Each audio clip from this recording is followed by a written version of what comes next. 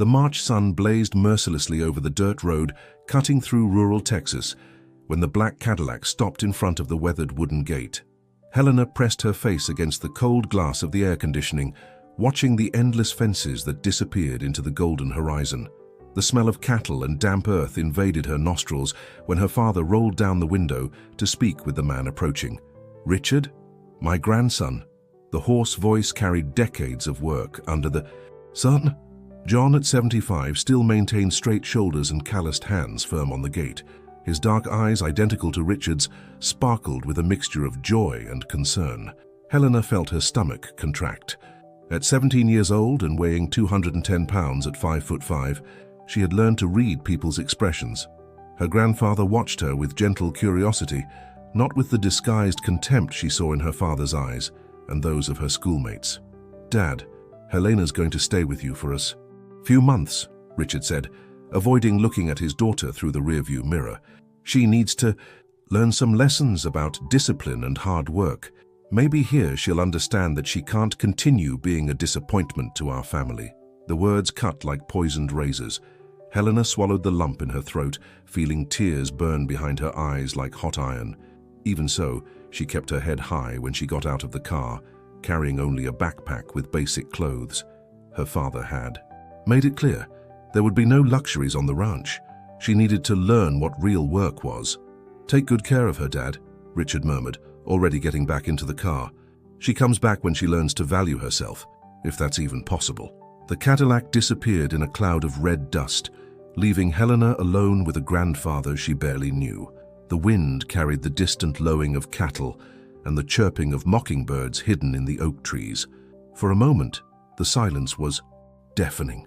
Helena felt like an object discarded on the roadside. "Welcome to Santa Clara Ranch, granddaughter." John placed his rough hand on her shoulder, a surprisingly gentle touch that contrasted with everything she had just heard. "Here you'll discover what you're really made of, and I can guarantee you'll be surprised." The next morning, Helena woke to the rooster's crow and the aroma of fresh brewed coffee rising from the kitchen. Through the simple room's window, she observed the corral, where men in hats were already working since before dawn. Her designer clothes seemed absurd in that environment. Skinny jeans and silk blouse didn't match corrals and dust. Every muscle in Helena's body ached just from carrying the backpack the night before. But this was a different pain from the empty pain she constantly felt in her room in Dallas. It was a pain with purpose, from real effort. And strangely, she wasn't thinking about calories or how fat she looked in the mirror. For the first time in months, the critical voice in her head was quieter. "Helena, come have breakfast." Her grandfather's voice echoed through the small but cozy house. In the blue-tiled kitchen, he had prepared a hearty table, warm biscuits, fresh milk, scrambled eggs with sausage, and steaming black coffee. "Grandpa, I don't usually eat breakfast," she murmured, embarrassed. At home, she constantly skipped meals in a losing battle against weight that never decreased. "Here you'll need energy, girl. Ranch work is no joke." John served a generous plate. "Your grandmother always said, an empty belly has no joy, and an empty heart has no strength." Helena ate slowly, surprising herself with the authentic taste of food without preservatives. It was then that she heard footsteps on the porch, followed by a rough, mocking voice. "Hey, Mr. John, the city princess really arrived, huh? I bet she won't last even a week here." "Buck, respect the girl," came a clear, firm voice from outside. "She hasn't even started yet and you're already judging." The door opened and Helena almost choked on her biscuit. The man who entered was about 24 years old, broad shoulders molded by physical work, and the reddest hair she had ever seen. Not just red, but an intense fire red that shone even in the kitchen's shadow. Behind him, an older man with a graying mustache grumbled, "I'm just telling the truth, Rodrigo. Rich girl doesn't know what work is." "Buck, enough," John said with authority.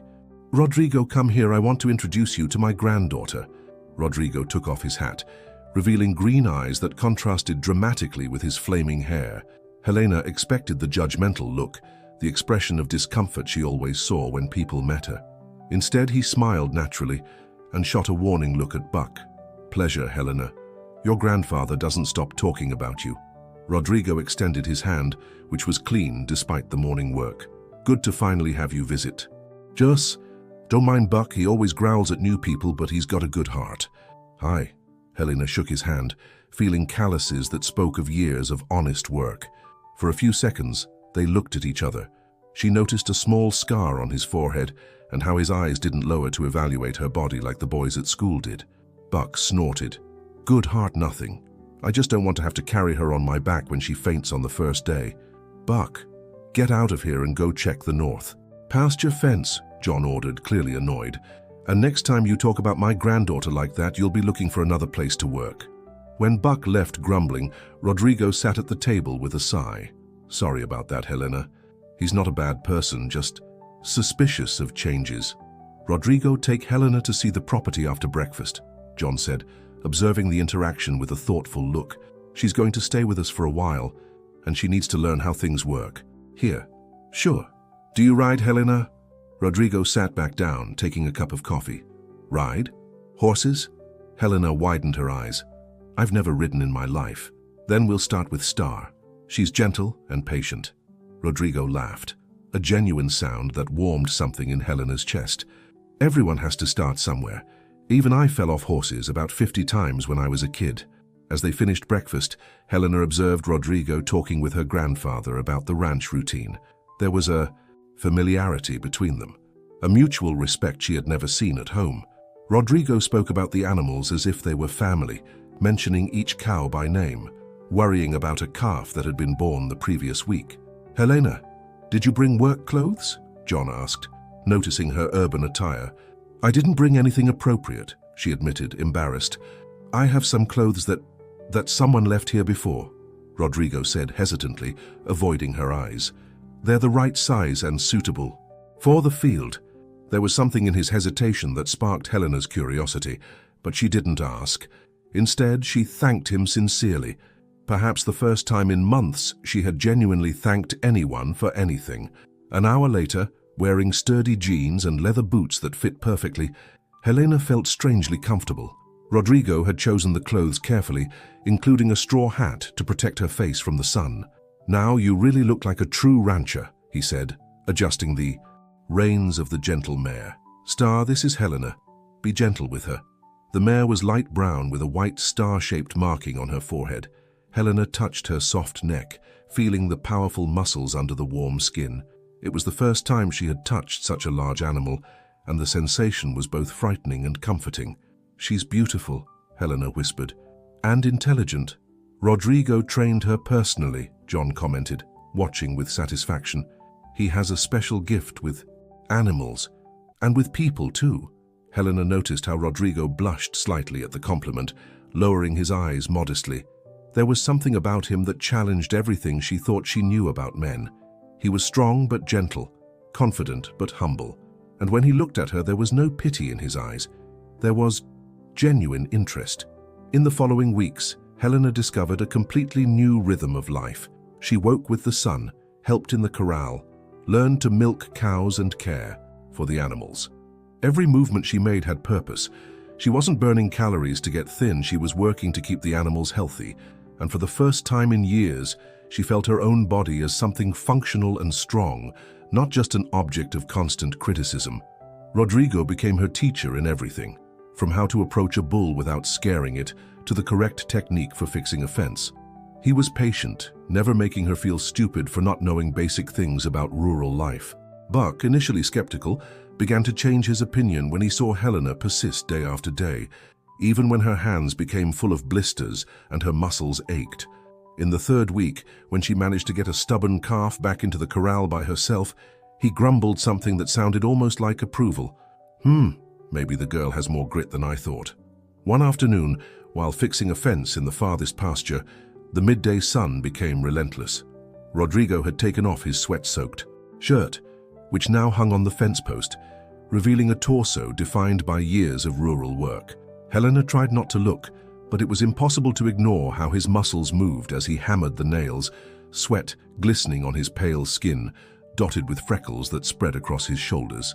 She felt her face heat up and pretended to concentrate on the fence, but her eyes involuntarily returned to him. There was something hypnotic about the way he worked. Precise movements, controlled strength, completely unconscious of the effect he had on her. "Rodrigo, can I ask you something personal?" Helena finally gathered courage, her voice coming out hoarser than intended. He stopped hammering and looked at her attentively, running his hand through his damp red hair. "Shoot. Have you always lived here? With my grandfather?" Rodrigo leaned against the fence post, looking toward the horizon where the sun was beginning to tilt. For a moment, Helena thought he wouldn't answer. She saw his hands tremble slightly as he unconsciously touched his own hair. "I arrived here when I was 8, he said finally, his voice heavy with a vulnerability she had never heard before. "My mother died of pneumonia, and I had no one left." Helena felt her heart tighten. "And your father?" A deep shadow passed through Rodrigo's green eyes. He breathed deeply, as if the next words were painful to pronounce. "My father, he never wanted me. He said my hair was a shame, that I looked like a circus clown. That no son of his could have that ridiculous color." His voice got lower, heavy with old pain that still bled. "When my mother died, he simply disappeared. Left a note saying he couldn't raise a redhead freak that only brought shame to the family." Helena felt tears burn her eyes.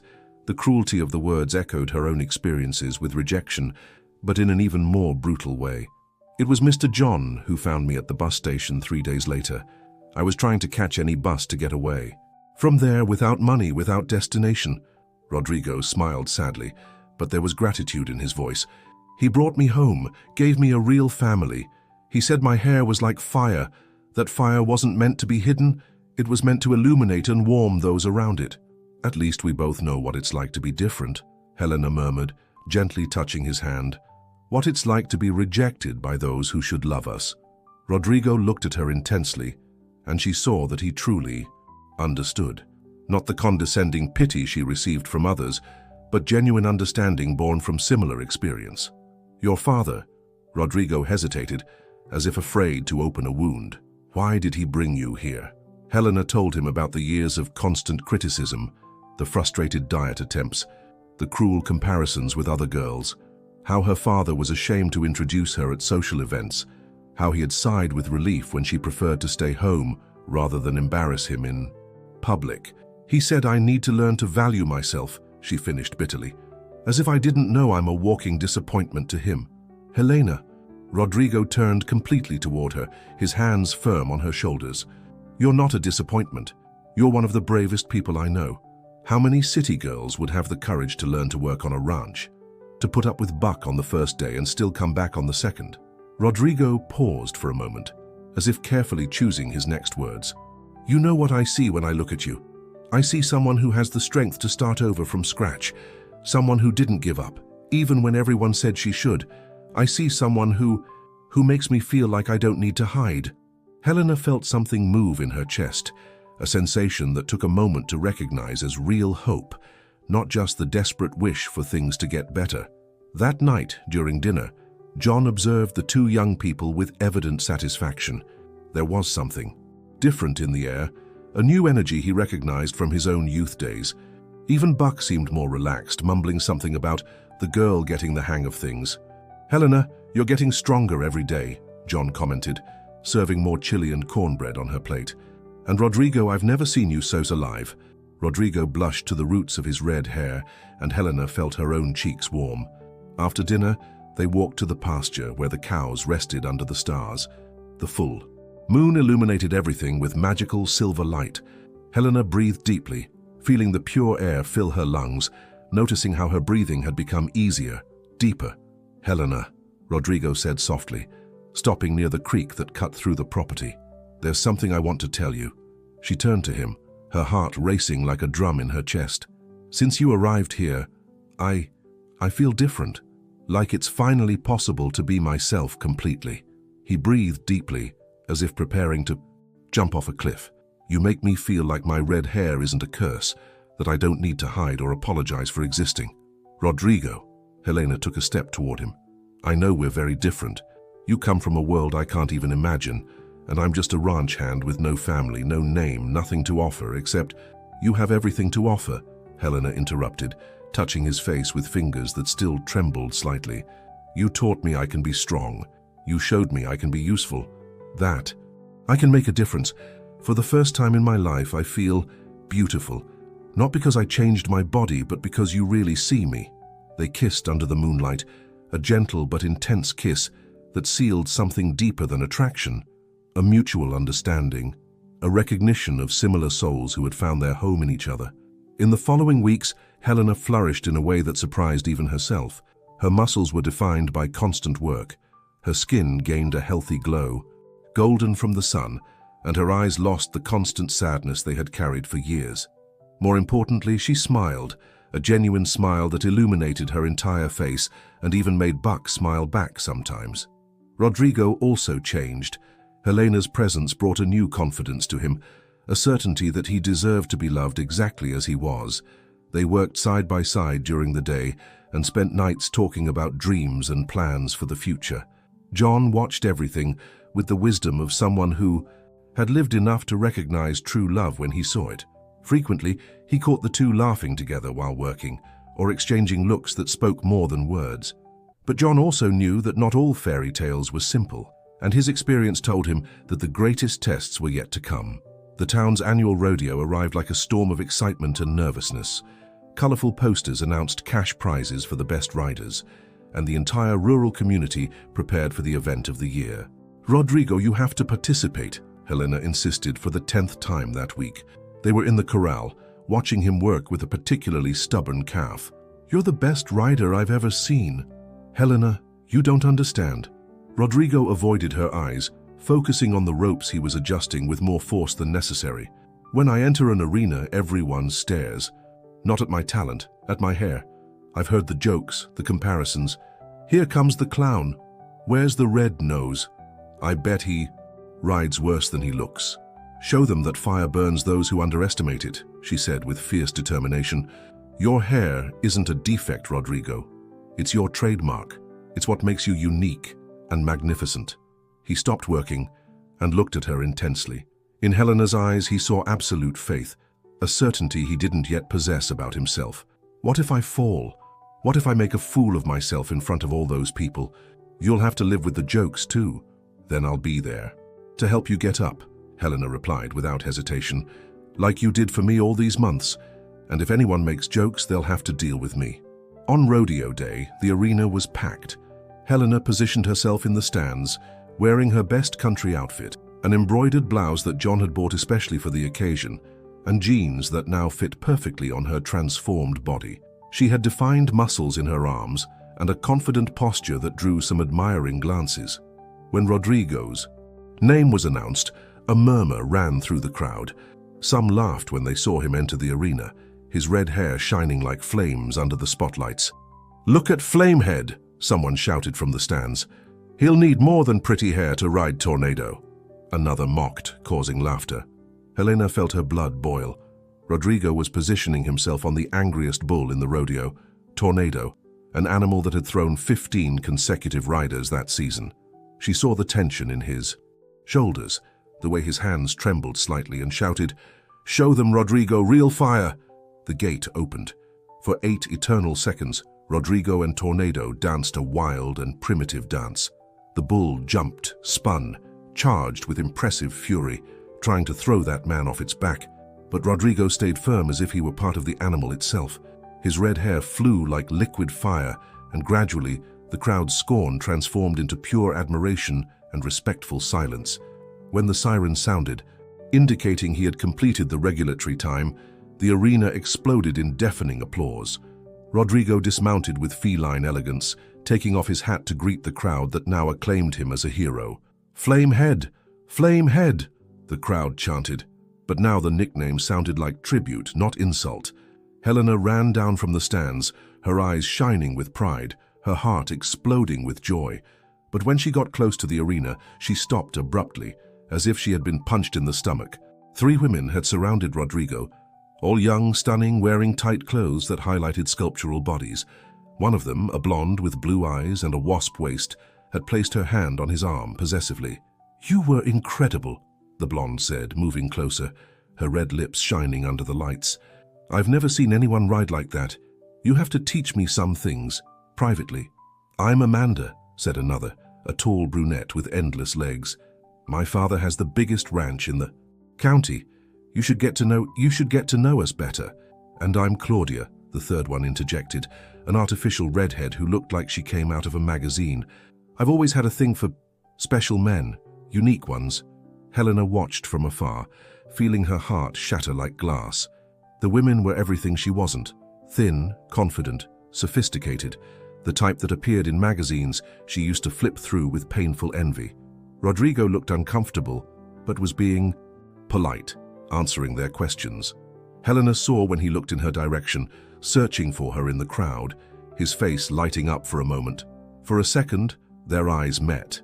But instead of running to him as her heart commanded, Helena turned and disappeared into the crowd. The old insecurity returned with full force, like a giant wave dragging her to the bottom. How had she thought someone like Rodrigo could really want her when there were women like those available? Women who didn't need months of rural work to become acceptable? Back at the ranch, Helena locked herself in her room, tears finally falling like a broken dam. She'd been an idiot to think that a few months of rural work could change who she really was inside. Her shell had changed, but the core was still the same rejected girl that nobody really wanted. When Rodrigo returned 2 hours later, he found John in the kitchen with a deeply worried expression. "Where is she?" Rodrigo asked immediately, still carrying the rodeo trophy. "In her room, refusing to come out or talk to me," John replied, shaking his head. "What happened at the rodeo? She was so proud of you." Rodrigo told him about the women, about how he had looked for Helena in the crowd to share the victory with her, and couldn't find her anymore. "Ah, my son," John sighed deeply. "Some wounds take longer to heal. Helena's self-esteem was broken long before she arrived here. You can show her she's beautiful, but she still needs to learn to believe it." Rodrigo knocked on the room door, begging her to open it. Through the wood he heard only muffled sobs that broke his heart. "Helena, please. Let me explain what happened. Let me tell you about the victory. You don't need to explain anything." Her voice came muffled and distant. "I saw. You're free to be with whoever you want, with whoever really deserves you." "I only want to be with you," Rodrigo said, pressing his forehead against the door, the trophy forgotten on the floor. "Those women mean nothing to me. They saw a winner, they didn't see me.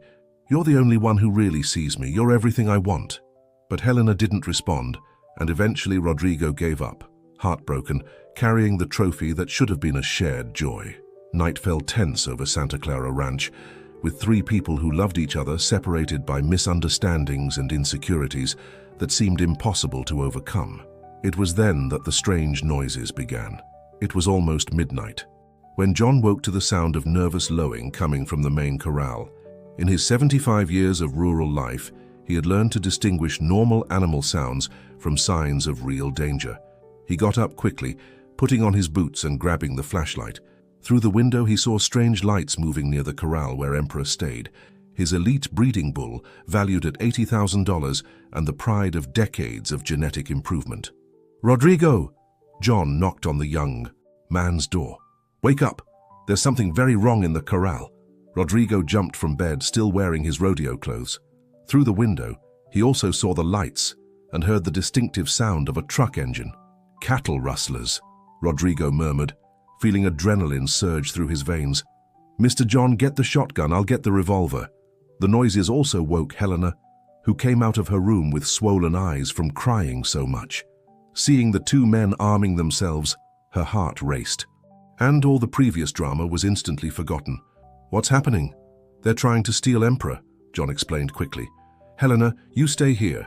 If things get ugly, call the police." "No!" Helena grabbed Rodrigo's arm with desperate force. "Don't go there. What if they're armed? What if—" For a moment, all the night's misunderstandings were completely forgotten. Rodrigo saw only genuine concern in her eyes, a real and visceral fear of losing him.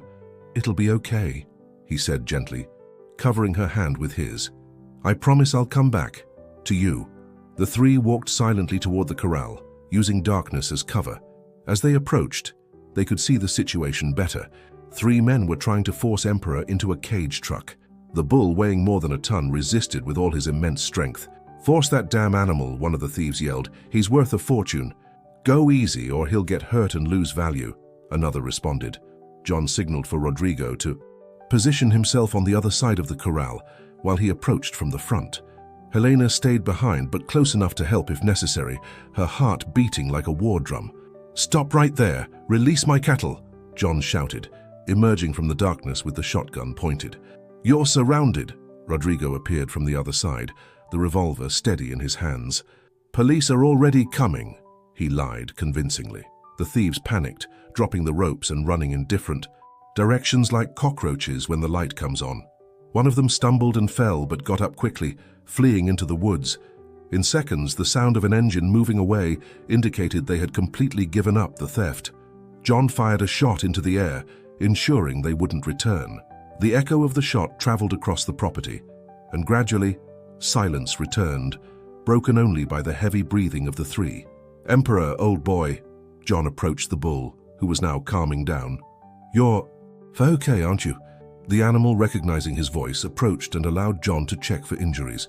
Rodrigo checked the abandoned truck. The plates were fake, but he memorized all the characteristics to report to the police.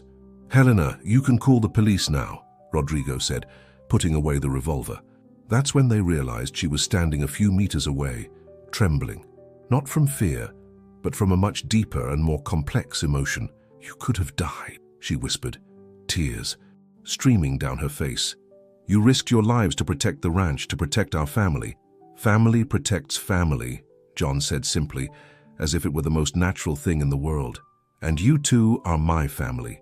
Helena looked at Rodrigo, seeing him in a completely new light.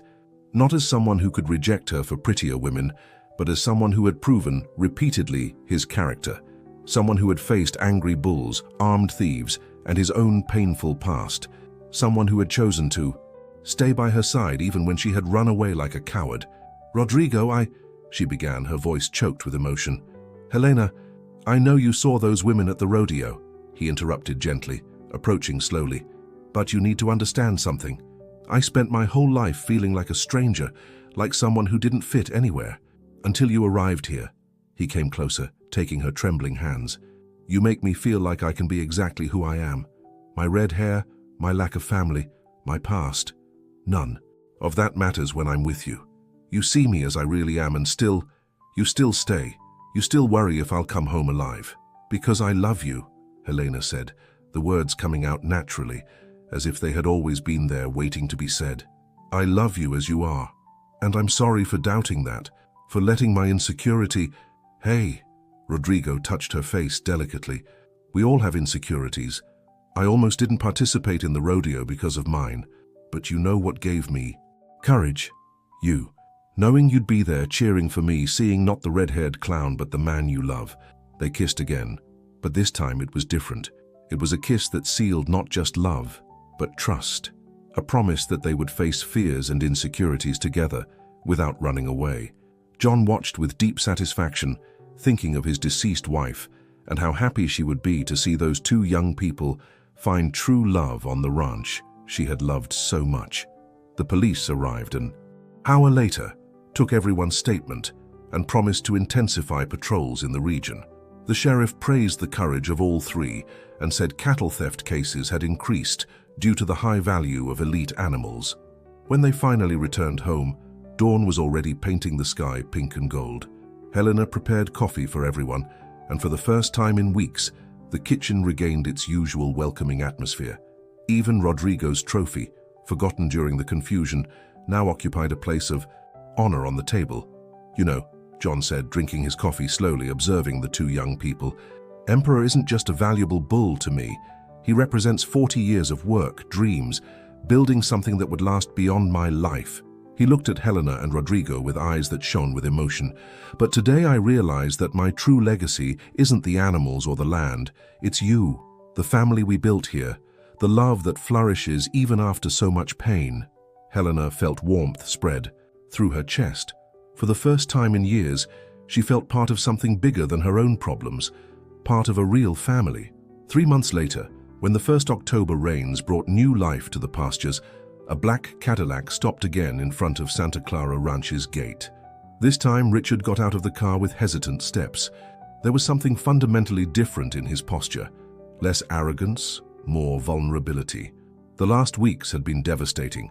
His company faced a serious financial crisis, and his marriage had ended with the divorce that had just been finalized. John waited for him at the gate, but he wasn't alone. Beside him stood a young woman Richard almost didn't recognize as his daughter. Helena was radiant in a way he had never seen. Her muscles, defined by rural work, gave her a confident and proud posture. Her skin, golden from the sun, glowed with vibrant health, and her eyes no longer carried the constant sadness he had grown accustomed to seeing. Beside her, a red-haired young man with broad shoulders held her hand naturally, and both wore simple silver wedding rings. "Helena," Richard whispered, genuinely shocked by the complete transformation. "Hi, Dad." Helena smiled, a smile he hadn't seen in years, maybe had never seen. "How are you?" Richard looked around, at the well-maintained ranch, at the grandfather who had raised the son he had become, at the daughter who had flourished away from his constant criticism. There was something in the air he had never felt before, genuine peace. I came to get you," he said, but the words sounded empty even to himself. "Dad, there are some things you need to know," Helena said gently, but with a new firmness in her voice. "This is Rodrigo, my husband. We got married last month, and I don't want to go back to Dallas anymore. Not the way it was before." Richard felt the world tremble under his feet. In recent months, he had lost his wife, faced severe financial difficulties, and now discovered his daughter had found a complete life that clearly didn't include his presence. "Helena, I know I made mistakes," he said, his voice choked with emotion he hadn't felt in a long time. "I know I wasn't the father you deserved, but I'm alone now. Your mother is gone, the company is in crisis, and you're all I have left of family." John approached his son, placing his hand on his shoulder with the same gentleness he had shown Helena months before. "Richard, my son, you're not alone, you never were." The old man's voice carried decades of wisdom, "but you spent so much time building walls that you forgot how to build bridges." Richard looked at his father, really seeing him for the first time in years. John had aged, but his eyes still shone with the strength that had always characterized him. "Dad, I ruined everything," Richard murmured, tears finally coming. "I lost my wife, almost lost my company, and now I've discovered my daughter is an incredible person who flourished away from me, away from my toxicity." Helena approached hesitantly, seeing her father vulnerable, admitting his mistakes without excuses, disarmed all her carefully constructed defenses. "Dad, you didn't lose me," she said softly, "but I needed to discover who I was without your expectations. Here, I learned I'm strong, capable, and that I deserve to be loved exactly as I am." Rodrigo, who had remained respectfully silent, stepped forward. "Mr. Richard, I know I'm not what you imagined for Helena. I don't have money, I don't have an important family, I don't have formal education." His voice was firm, but respectful. "But I love your daughter with every fiber of my being, and I promise I'll protect and support her in everything she wants to become." Richard studied the red-haired young man. There was something in his eyes, a pure honesty he rarely found in the business world. And the way Helena looked at him, it was how he remembered, looking at his wife when they were young, before ambition and social pressure corroded their love. "Rodrigo," Richard said finally, Can I talk to you privately?" The two men walked to the edge of the pasture, leaving Helena and John watching anxiously. "Your hair," Richard began, surprising Rodrigo. "Have you suffered prejudice because of it?" Rodrigo unconsciously touched his red strands. "My whole life, sir. My own father abandoned me because of it." "And Helena? How do you see her?" "I see the bravest and most determined woman I've ever met," Rodrigo answered without hesitation. "I see someone who had the strength to start over from scratch, to learn completely new things, to transform because she wanted to, not because someone forced her. I see the person who taught me that being different isn't being lesser." Richard nodded slowly. "I forced. For years I tried to mold her to fit what I thought she should be, and I only managed to break her self-esteem, destroy her confidence. But she rebuilt herself," Rodrigo said gently, "and now she shines with her own light, a light no one can extinguish." When they returned, Helena ran to them, trying to read both men's expressions. "Dad?" "Helena," Richard breathed deeply, would you give me a chance to get to know who you've become, to meet the man who won your heart and made you happy in a way I never could?" Helena looked at Rodrigo, who nodded encouragingly. "You can stay for a few days," she said. "But Dad, I won't try to be who you want me to be anymore." I'm happy being who I am. I know, Richard said, hugging her for the first time in years. A real hug, not a formal greeting. And I'd like to learn to be happy being who I am too. In the days that followed, Richard discovered a daughter he had never truly known. He saw Helena work with the animals, demonstrating a natural competence that impressed him deeply. He watched her laugh with Rodrigo, a genuine laugh that illuminated the entire environment and was contagious. He witnessed the respectful relationship between her and John, built in months what he hadn't achieved in years. One night, while the four of them had dinner in the simple but cozy kitchen, Richard made a confession that changed everything. You know, I spent my whole life trying to impress people who deep down didn't care about me. Clients, partners, society. But here, in this kitchen, with you three, I feel more at home than I have in the last 20 years, John smiled.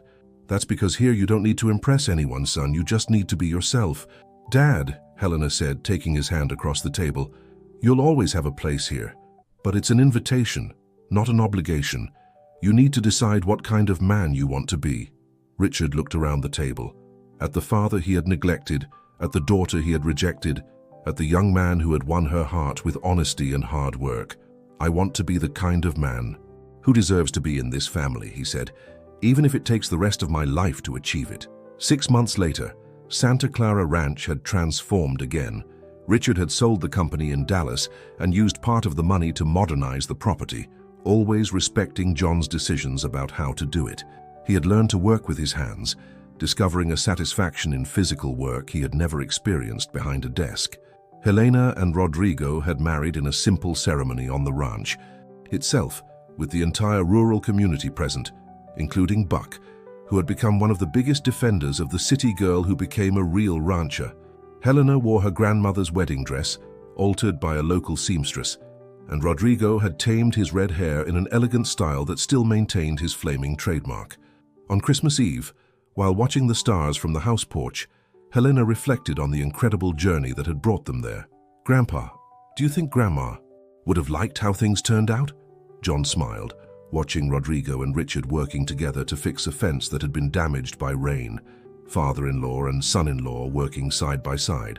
Your grandmother always said that family isn't just who's born together, but who chooses to stay together. And that true love doesn't change people. It reveals them. Helena touched her belly, where a new life was beginning to grow. She hadn't told anyone yet, but she knew it would be the perfect Christmas gift for the family they had built. She would say you all revealed yourselves exactly as you should be, John continued. Rodrigo discovered he's worthy of love. You discovered your own strength. And your father. Your father discovered that true wealth isn't measured in money. That night, lying beside Rodrigo in the small house they had built near the main house, Helena looked through the window at the lands she now called home. She had arrived at the ranch as a lost girl, rejected and insecure. Now she was a strong woman, loved and complete, not because she had changed to please others, but because she had discovered who she really was when free to be herself. Rodrigo, she whispered in the darkness. He murmured, half asleep. Thank you for seeing me when I couldn't see myself. Rodrigo turned, kissing her forehead with infinite tenderness. Thank you for showing me that fire doesn't burn, it warms, and for teaching me that being different is being special. Outside, the ranch rested under a blanket of stars. In the corral, Emperor grazed peacefully, protected not just by fences, but by the love of a family that had learned that life's most precious treasures cannot be stolen, only shared and multiplied. And in the main house, John fell asleep with a smile, knowing he had fulfilled the promise he had made to his deceased wife, to ensure that love and kindness continued to flourish on that land for many generations to come. True wealth, he thought, before falling asleep, isn't in what we accumulate, but in whom we choose to love and how we choose to love. Helena's story wasn't about an obese girl who was rejected by her father. It was about a brave young woman who discovered her true strength away from the standards that tried to define her. Sometimes the greatest transformation happens not when we change our body, but when we change our understanding of who we really are. True love doesn't save us. It reveals the strength we always carried within us. Rodrigo didn't see a girl with weight problems. He saw a woman with courage to start over. Helena didn't fall in love with a redhead cowboy. She fell in love with someone who, like her, knew what it was like to be judged by appearance, and chose to see beyond the surface. If this story touched your heart as it touched ours, leave a like to show us that stories about accepting our differences matter to you. In the comments, we want to know, have you ever had to start over from scratch away from home? Or do you know someone who, like Helena and Rodrigo, found strength precisely in what others saw as a flaw? Share your story. Our community loves connecting through real experiences of overcoming, and if you believe more people need to hear that our appearance doesn't define our worth, share this video. We never know who might need exactly this message today. Maybe it's that person who feels rejected, or someone who hasn't yet learned to see beyond first impressions. 4. More stories that celebrate the beauty of true transformation. Subscribe to the channel and hit the bell. Every week, we bring narratives that remind us that the best changes begin when we stop trying to fit into others' standards and start flourishing, being exactly who we are. Because sometimes the most special people are precisely those whom the world taught to hide. Until the next story that will warm your heart.